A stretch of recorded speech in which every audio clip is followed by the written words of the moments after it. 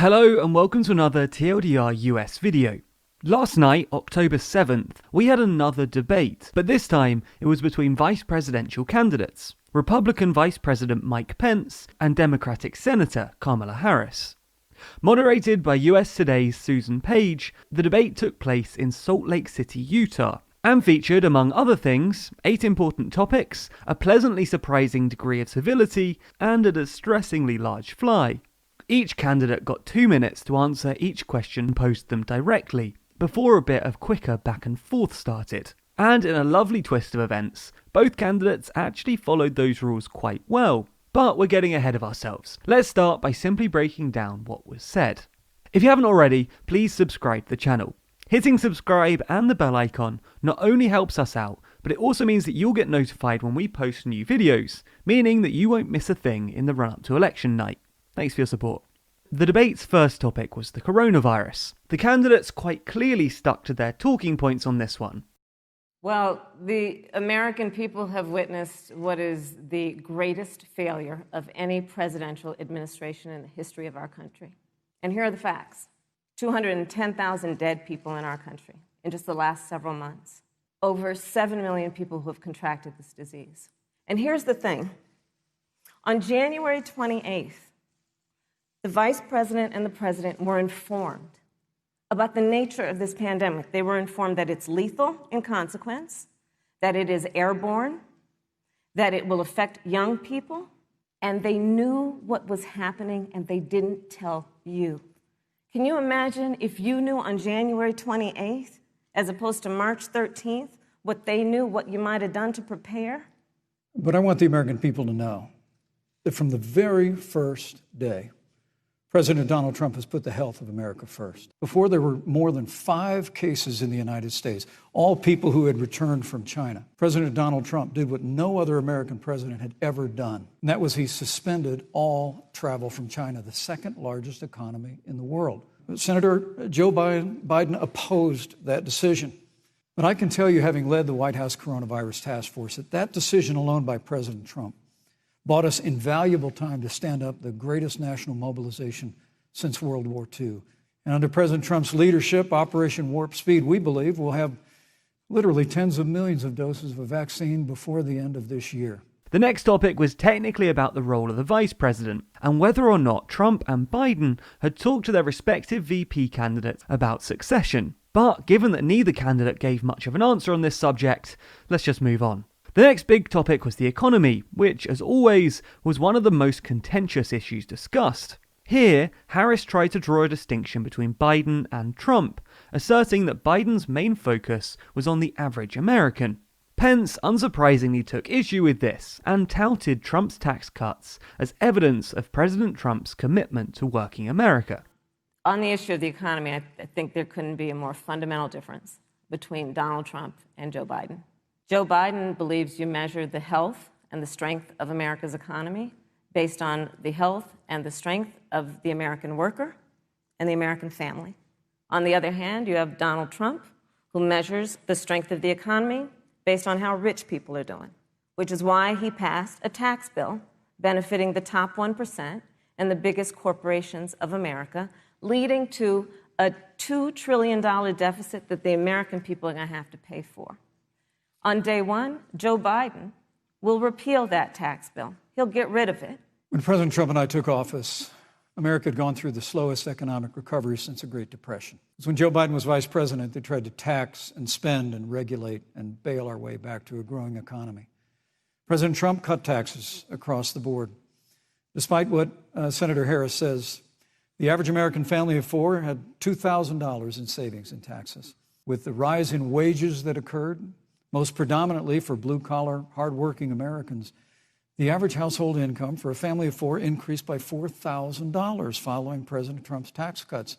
But America, you just heard Senator Harris tell you, on day one, Joe Biden's going to raise your taxes. The topic continued to be debated throughout the next section, the environment. Pence argued that Biden and Harris's climate plans were too radical and expensive and would cost jobs.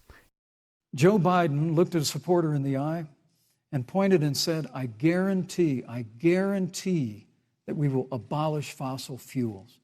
They have a $2 trillion version of the Green New Deal, Susan, that your newspaper, USA Today, said really wasn't that very different from the original Green New Deal. More taxes, more regulation, banning fracking, abolishing fossil fuel, crushing American energy, and economic surrender to China is a prescription for economic decline. President Trump and I will keep America growing. The V-shaped recovery that's underway right now will continue with 4 more years of President Donald Trump in the White House. Joe is about saying we're going to invest that in renewable energy. It's going to be about the creation of millions of jobs. We will achieve net zero emissions by 2050, carbon neutral by 2035. Joe has a plan. This has been a lot of talk from the Trump administration, and really it has been to go backward instead of forward. We will also re-enter the climate agreement with pride.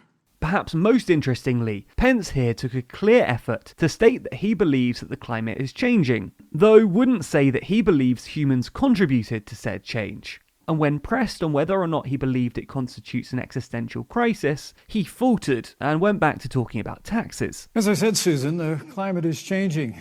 We'll follow the science. But once again, Senator Harris is denying the fact that they're going to raise taxes on every American. Joe Biden said twice in the debate last week that on day one he was going to repeal the Trump tax cuts. Next on the agenda was foreign policy, with a specific focus on the global roles of both China and the US. Here, Pence and Harris heavily debated the efficacy of Trump's trade war with China, with both claiming that their respective bosses were the savior of manufacturing jobs in Midwestern states, like the battlegrounds of Michigan and Ohio. Everybody knows that NAFTA cost literally thousands of American factories to close. We saw automotive jobs go south of the border. President Trump fought to renegotiate NAFTA. Senator Kamala Harris was one of only 10 members of the Senate to vote against the USMCA. It was a huge win for American auto workers. It was a huge win for American farmers, especially dairy in the upper Midwest.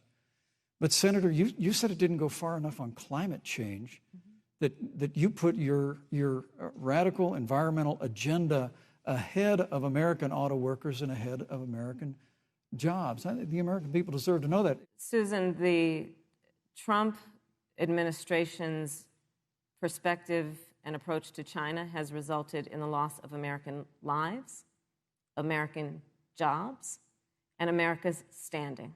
There's a weird obsession that President Trump has had with getting rid of whatever accomplishment was achieved by President Obama and Vice President Biden. Let's look at the job situation. We mentioned before the trade deal, the trade war, they wanted to call it, with China. It resulted in the loss of over 300 manufacturing jobs and a manufacturing recession. It seems the only omission from swing state bingo was Florida, who we can assume sat quietly in the corner cackling as it imagined the ways it could upend November. Switching continents, NATO and Russia became a small flashpoint in the debate, as Harris accused Trump and Pence of cozying up to dictators while shunning the US's allies. You know, I love talking with Joe about a lot of these issues. And, you know, Joe, I think he said it quite well. He says, you know, foreign policy, it might sound complicated, but really it's relationships. So just think about it as relationships. You got to keep your word to your friends. Got to be loyal to your friends. People who've stood with you, got to stand with them. You got to know who your adversaries are and keep them in check. But what we have seen with Donald Trump is that he has betrayed our friends and embraced dictators around the world. Let's take, for example, Russia. Well, President Trump kept his word when we moved the American embassy to Jerusalem, the capital of the state of Israel. When Joe Biden was vice president, they promised to do that, and they never did. We've stood strong with our allies, but we've been demanding. NATO is now contributing more to our common defense than ever before, thanks to President Trump's leadership. We've strengthened our alliances across the Asia-Pacific, and we've stood strong against those who would do us harm. The interesting piece there is that in that sentence, Pence depicts NATO and the US as separate entities. Now, obviously, a certain degree of isolationism is nothing new to the Trump administration, and we're certainly not taking a position on whether or not such a dichotomy is a good thing.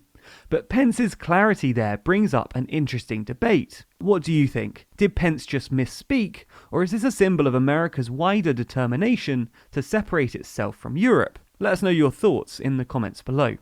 Returning to the States, the candidates briefly debated the Supreme Court by mostly lobbing theoreticals and vague accusations at each other before moving on to the radical divisions facing the nation. The topic began with a discussion of the verdict on Breonna Taylor. Senator Harris, in the case of Breonna Taylor, was justice done? I don't believe so. And I've talked with Breonna's mother, Tamika Palmer, and her family. And her family deserves justice. She was a beautiful young woman. And I believe strongly that, first of all, we are never going to condone violence, but we always must fight for the values that we hold dear, including the fight to achieve our ideals. And that's why Joe Biden and I have said on this subject, look, and I'm a former career prosecutor. I know what I'm talking about. Bad cops are bad for good cops. I trust our justice system, a grand jury that refused the evidence. And it really is remarkable that as a former prosecutor, you would assume that an impaneled grand jury looking at all the evidence got it wrong. But you're entitled to your opinion, Senator. This presumption that you hear consistently from Joe Biden and Kamala Harris, that America is systemically racist, and that, as Joe Biden said, that he believes that law enforcement has an implicit bias against minorities, is a great insult. Senator Harris conveniently omitted, after the president made comments about people on either side of the debate over monuments, he condemned the KKK, neo-Nazis, and white supremacists, and has done so repeatedly.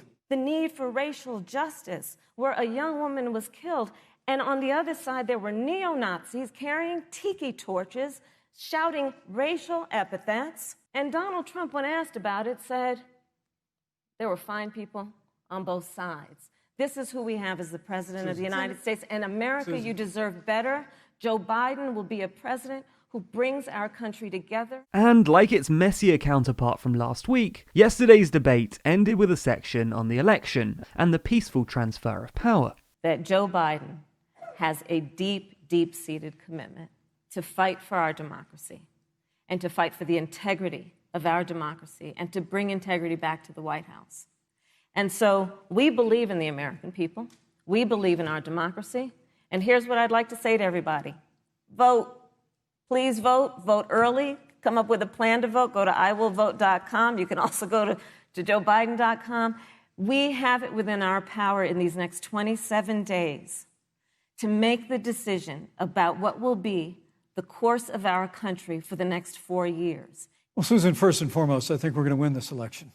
When you talk about accepting the outcome of the election, Senator, your party has spent the last 3.5 years trying to overturn the results of the last election. Whether that's how it goes or not remains to be seen. Overall, this debate was pretty aggressively average. Neither Vice President Pence nor Senator Harris made much of a habit of interrupting each other. Both gave the periodic verbal nod of respect to the other, and they both pretty much stuck to their set talking points. Pence's most frequent argument was that Biden and Harris were radicals who would raise everyone's taxes, while Harris regularly returned to the argument that Trump is dishonest and selfish, and that, as we quoted earlier, America deserves better. They also maintained the political tradition of ignoring the moderator's questions and going on about whatever they wanted, but that's nothing new. It should be noted that Mike Pence definitely wasn't flattened in the way that many liberals predicted. He's often underestimated, and his couple of instances of some good old righteous indignation last night showed why such underestimating is always a mistake.